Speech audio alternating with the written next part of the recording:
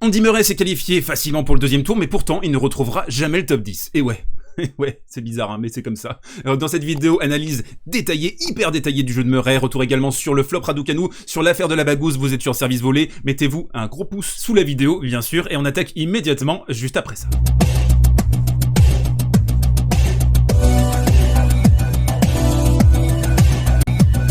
Et on attaque ce côté réseau avec l'affaire de la bagousse qui a agité tout le microcosme tennistique depuis ces derniers jours. En fait, ce qui s'est passé précisément, c'est que Andy Murray a perdu sa bague et qu'il attache habituellement à ses chaussures de sport. Le problème, c'est que les chaussures de sport sentaient très mauvais, il ne pouvait pas les amener avec lui dans sa chambre d'hôtel parce que ça l'incommodait tout simplement, donc il a décidé de laisser ses pompes sous sa voiture. Le lendemain, il est revenu, après une courte nuit de sommeil, il est revenu chercher ses chaussures avec la bagousse, les chaussures avaient disparu, et on a eu la suite, la fin de l'affaire. Je vous avoue que ces 2 derniers jours, j'étais incapable de dormir, j'étais complètement obnubilé par cette histoire, je faisais des recherches de mon côté, etc. On va écouter Andy Murray, le fin mot de l'histoire.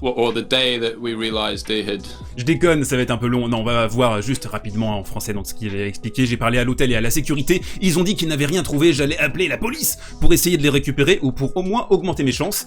Je l'ai dit à l'hôtel, ils ont alors décidé de noter tous mes détails, les détails des chaussures, de la bague, m'ont emmené au parking et demandé exactement où j'étais arrivé. Je leur ai demandé s'ils pouvaient regarder les caméras, etc. Donc là en fait l'hôtel a fait une petite enquête et bizarrement, environ 1 heure plus tard, ils sont arrivés. L'un des employés de l'hôtel les a retrouvés dans leur objet trouvé à raconter Andy Murray pour qui tout va bien. Donc bon, on va pas non plus tourner autour du pot pendant des heures et des heures hein, sur cette affaire. C'est juste un employé de l'hôtel qui s'est dit tiens, je vais récupérer, voler les chaussures d'Andy Murray avec la bague de fiançailles, revendre la bague de fiançailles peut-être sur eBay d'ici quelques années. Mais ça s'est pas passé comme ça. En menaçant d'appeler la police, Andy Murray a mis un petit coup de pression, un petit coup de stress à l'hôtel qui s'est rendu compte que voilà, c'était un employé qui avait subtilisé cette paire et qui a rendu la paire à Andy et puis à faire classer. En tout cas, vous voyez que dans la vie, il suffit de menacer les gens pour qu'il se passe des choses positives en votre faveur. C'est une leçon de vie en quelque sorte. On enchaîne très rapidement dans ce côté réseau sur Emma Raducanu, la nouvelle pépite du circuit WTA qui a perdu dès son entrée en lice à Indian Wells. C'était quand même un peu prévisible. Hein. Si vous connaissez les différentes dynamiques des progressions des jeunes joueurs, vous avez des différents plateaux. A déjà remporté l'US Open en arrivant un peu de nulle part. C'était Emma Raducanu, c'était une performance complètement lunaire. Et là, elle est un peu retournée sur la planète Terre. On la voit donc son discours après cette défaite. Je suis encore très nouvelle sur le tour, l'expérience de jouer semaine après semaine et de vivre des choses tout à fait différentes. Je suis contente de ce qui s'est passé, ça c'est intéressant hein, comme discours. Je vais pouvoir le prendre comme une leçon et accumuler de l'expérience. Alors j'aime beaucoup ce discours, je vous le dis tout de go, sans forfanterie. C'est un discours qui me plaît beaucoup parce que c'est un discours qui est réaliste. Elle le sait, c'est une joueuse qui va devoir maintenant passer par un stade un peu plus difficile avec tous les projecteurs braqués sur elle, les médias grand public, les médias généralistes, les médias spécialisés également qui vont scruter ses moindres faits et gestes, sa vie privée également, donc elle va complètement changer de dimension, cette Emma Raducanu. Depuis quelques semaines, je pense que sa vie a complètement changé. Elle a vu à quel point les médias aimaient instrumentaliser des histoires comme ça. C'est une jolie jeune femme. Elle a l'air d'avoir reçu une excellente éducation. Elle a systématiquement, je trouve, un discours très cadré, très structuré, malgré ses 18 ans simplement. Donc c'est une joueuse qui, là on va le voir hein, sur les prochaines semaines, sur les prochains mois, ça va vraiment être dans la tête que ça va se passer, est-ce qu'elle va réussir à passer ces différents écueils. En tout cas, ça va être passionnant à suivre parce que c'est rare hein, de voir des trajectoires comme ça dans le tennis masculin. Ça existe en fait quasiment plus depuis des années et des années. On peut penser à Rafael Nadal hein, qui avait gagné en tant que teenager, mais sinon le tennis masculin c'est un tennis à maturation lente. Là on va le voir avec Raducanu, on va suivre ça avec intérêt sur la chaîne bien sûr. Et j'anticipe déjà les commentaires qui viendraient m'accuser de sexisme parce que j'ai osé traiter Emma Raducanu de jolie fille. Je vous rassure, je fais la même chose pour les garçons. Stefano Tsitsipas est un BG ultime. Je rêve de passer ma main dans la crinière rousse de Andrei Rublev. Assez déconné, on enchaîne avec le coin tactique. Pourquoi Andy Murray ne reviendra jamais dans le top 10? C'est mon analyse, c'est le thème de cette vidéo. On va le détailler hein, sur 4 palettes essentielles. On va commencer par les points positifs sur cette rencontre du premier tour entre Andy Murray et Mannarino.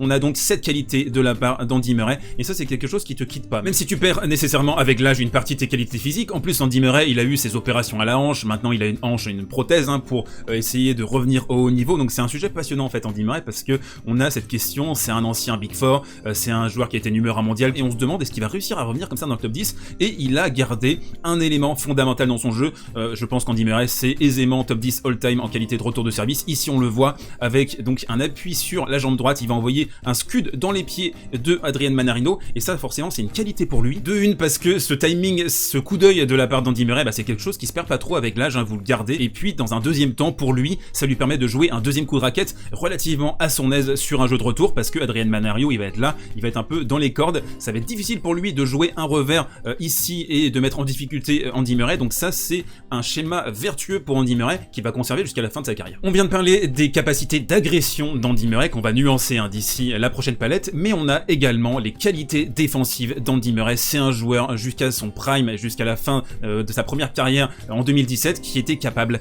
de jouer des points de 40, 50 frappes, de défendre, de courir partout. C'était un joueur qui était increvable et ici, il a conservé ses qualités défensives. On voit ici dans cette séquence avec un magnifique lob qui va complètement transpercer Adrian Mannarino. Murray qui est certainement le meilleur lobber de ces 20 dernières années avec Lleyton Hewitt. Donc c'est un aspect dans son jeu qui est vertueux, positif. Le problème c'est que Andy Murray maintenant, il devrait plutôt chercher à raccourcir les points au maximum. D'ailleurs il a été plutôt bon dans ce match sur les points de moins de 3 coups, mais dans l'ensemble on le voit, il est incapable, et notamment sur ses jeux de service, d'aller vite, de faire des one-two punch, et c'est la prochaine palette et c'est la raison pour laquelle le top 10 me paraît très loin pour ce joueur. On y est, troisième palette, et là vous allez avoir l'explication en détail de l'impossibilité selon moi pour Andy Murray de retrouver ce top niveau. C'est d'abord ici, donc on a un service de la part d'Andy Murray, on va revenir sur cette qualité de deuxième balle qui est absolument épouvantable dans la dernière palette, mais d'abord la séquence la plus importante dans le tennis moderne, c'est le one-two punch. Voilà, vous l'avez, donc on a ce service et derrière, logiquement ici tu dois exécuter, tu dois en fait faire un coup droit en avançant. On a un joueur qui le fait très bien, c'est Stefanos Tsitsipas. Observez les matchs de Stefanos, vous allez voir, on a des services et après avec son coup droit il va avancer dedans, il va rentrer dedans et il va limite avancer vers le filet pour essayer de conclure en 2 temps. Malheureusement pour Andy Murray, c'est qu'il pratique un style qui est un peu du passé et le tennis a beaucoup évolué ces 5-6 dernières années et il joue un peu comme en 2014, 2015, 2016. C'était très bien à l'époque, c'était très performant, mais le tennis a changé. Ici on le voit, sur un 1-2, il va décider d'enrouler sa balle et de pas trouver assez d'angle, assez de profondeur, assez de vitesse, assez d'agression, et il va relancer en fait en quelque sorte Adrian Mannarino dans cet échange, alors que après cette première balle, il aurait dû tout simplement assassiner Mannarino. Il aurait pas dû laisser l'opportunité aux Français de revenir dans l'échange. Donc on a ça, c'est un vrai problème pour Andy Murray, c'est ce niveau d'agression. Pourtant il est campé sur la ligne, il a la position, il a l'avantage, il doit pouvoir exécuter un coup qui est définitif dans cette position. Il va pas réussir à le faire et ça c'est ce qui fait vraiment la différence je trouve entre un joueur comme Andy Murray et des joueurs qui sont dans le top 5, dans le top 6, et on se retrouve avec Murray dans ce tennis qui est incapable de faire des différences, qui doit un peu ferrailler, grinder, et c'est en 2021 impossible pour Andy Murray qui en plus prend de l'âge, à sa prothèse à la hanche, devrait changer des choses, réinventer son jeu, essayer d'aller davantage vers l'avant. Le problème pour lui c'est que elle n'y arrive pas et l'une des raisons principales c'est cette deuxième. Cette dernière palette va nous permettre d'évoquer la modification la plus significative dans le tennis de haut niveau masculin ces dernières années et c'est la vitesse au service. On le voit, on l'observe, si on regarde les stats en 2015 et qu'on les compare en 2021, on a une augmentation de 5 km/h en moyenne dans le top 10 sur la première balle et sur la deuxième. Andy Murray, à contrario, il est à 186 km/h en vitesse moyenne de première, là en 2021, et à 145 km/h en vitesse moyenne sur deuxième balle. Ce sont les mêmes statistiques que lors de son prime en 2015-2016. Donc en fait son service est, en termes de vitesse, le même qu'à cette époque. Le problème c'est pas d'avoir régressé fondamentalement, c'est d'être resté au même niveau quand tous les autres ont progressé. On a aussi un autre élément important, Andy Murray remporte 54% de ses points sur deuxième balle quand il est dans son prime en 2016, et là cette année en 2021 il est à 50%. C'est énorme à ce niveau-là, tout se joue sur des micro-détails, sur 3-4 points dans un match, et ça fait pas le figure par rapport à ses concurrents directs. Ses lacunes au service s'expriment principalement sur sa deuxième balle de service. Alors attention, Andy Murray ça n'a jamais vraiment été un serveur all-time, surtout en deuxième balle, mais regardez, comparé avec un joueur comme Novak Djokovic, c'est la même génération, Novak il a su adresser le problème directement et progresser sur ce secteur, et il faisait 1m88, il fait toujours 1m88, il n'a pas grandi depuis le début de sa carrière, mais quand il arrivait sur le circuit, Novak il n'avait pas un service vraiment très performant. Que dire également de Nadal qui avait vraiment un service dégueulasse en début de carrière et qui à partir de 2019 a vraiment eu un service très performant. Pour Andy Murray, on est resté sur une stagnation à ce niveau-là, et puis sa deuxième balle, là vous le voyez, il va juste la pousser, la mettre au milieu du carré, et ça, quand vous êtes sur un tennis de très haut niveau, tout le monde sait relancer les services de manière performante. Là on va le voir, Adrian Mannarino qui va envoyer une soucoupe volante, une saucisse, et Murray va être complètement cloué dans cette séquence. Et donc qui dit deuxième balle défaillante dit devoir ferrailler davantage sur cette deuxième balle. Il va falloir jouer 3, 4, 5 coups pour faire la différence. En plus on l'a vu sur le deuxième coup de raquette, Andy Murray n'est pas assez performant, pas assez agressif, donc il va se retrouver dans des schémas qui sont pas positifs pour lui